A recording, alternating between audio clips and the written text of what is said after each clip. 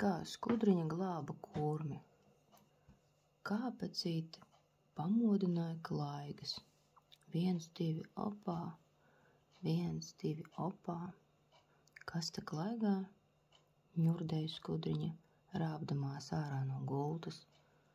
Troksnis nāca no āra. Tāpēc ziņkārīgā kāpecīte žigli uzrāpās skudru pūznī. Vispirms viņu pasveicināja un deguntiņu pakutināja saules stariņš. Apčī! Nošķaudījās kāpecīte. Uz veselību! Korīgi iesaucās darba skudras.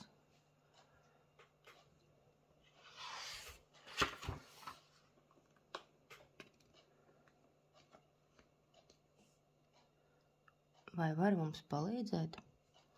Viņas joprojām runāja korī.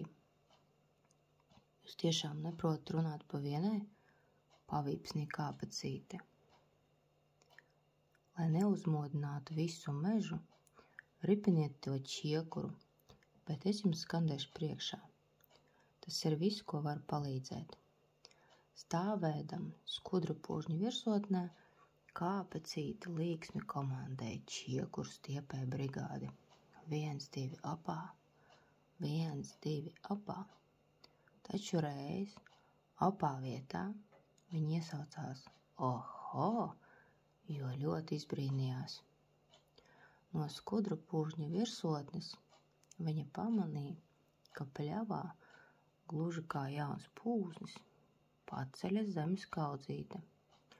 Kāpecīte komandē kā pieklājas. Dusmojās darba skudras. Komandējiet no pašas. Man laiks doties tālāk. Un skudriņa, cik vien ātri 6 kājiņas nes, asteidzās palūkot. Kas gan tur notiek?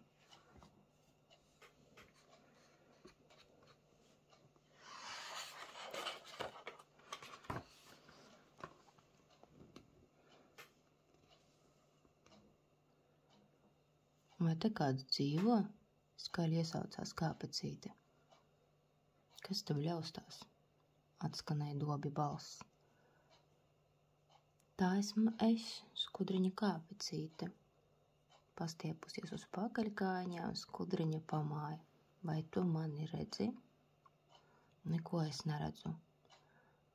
Dusmīgi noburkšķēja nepazīstamais radījums. Kaut kas man traucēja izlīst. Oi, tas ir plasmasas maisiņš, kas tev neļauj izkļūt. Glāb mani, novāc to maisiņu. Tūlīt pasaukšu palīgus. Es taču tagad vadu visu darba skudra brigādi. 1, 2, opā, un novāksim to maisiņu, steigdamās iesaucās skudriņa. Viņa ātri vien sapulcināja visu darba skudru komandu un gatavojās glābt nezināmo radījumu.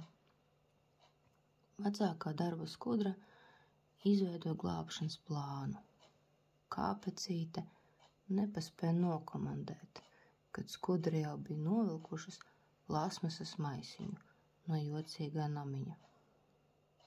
Viņas bija dusmīgas, satrauktas un kurnēja.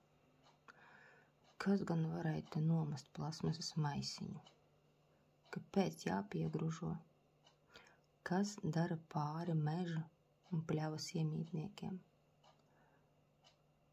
Stiepdamas atradumu, minēja darba skudras, taču neviens viņām nevarēja atbildēt.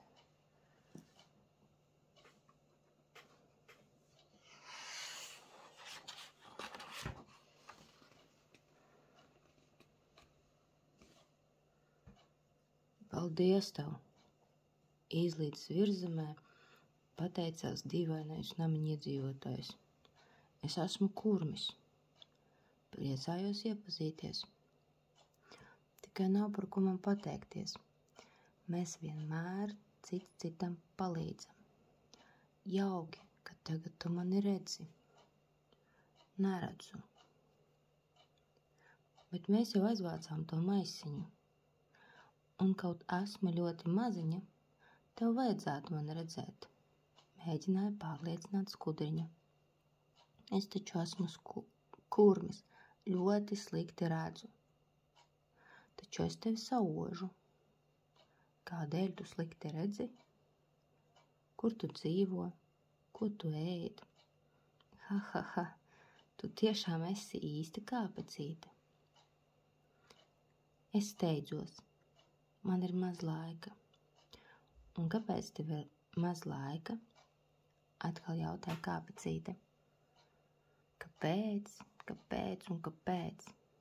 Tāpēc, ka ja es 13 stundas neko neēdīšu, tad nomiršu badā. Īsi sakot, mēs kurmji dzimstam, dzīvojam un nomirstam zemē. Un virspusē izlienam ļoti, ļoti reti. Tev tiešām ir paveicies, ka esi mani satikusi. Un kāpēc tev ir tik lielas ķetnes? Steidzās pajautāt kāpecīte, lai uzzinātu no kurmja visu, cik vien iespējams.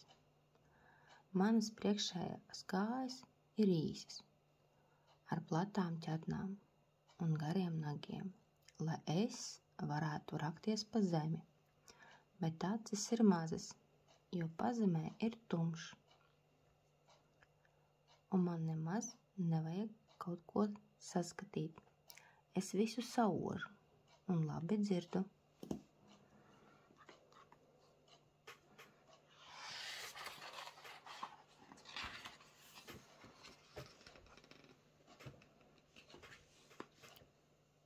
Un ko tu ēdi? Man ļoti garšo sliekas, svaigas sliekas. Un tā kā es ziemā neguļu, tad sagādāju daudz slieku un tās iekonservēju. Kā tu tās konservē?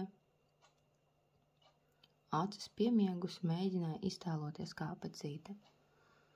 Tu tiešām gribi zināt? Jautāja kurmis. Es visu gribu zināt. Tad klausies.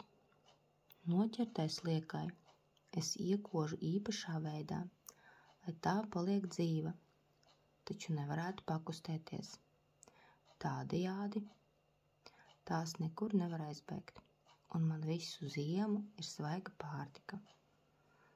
Nabadzītes, noteica skudriņa, un aizdomājās.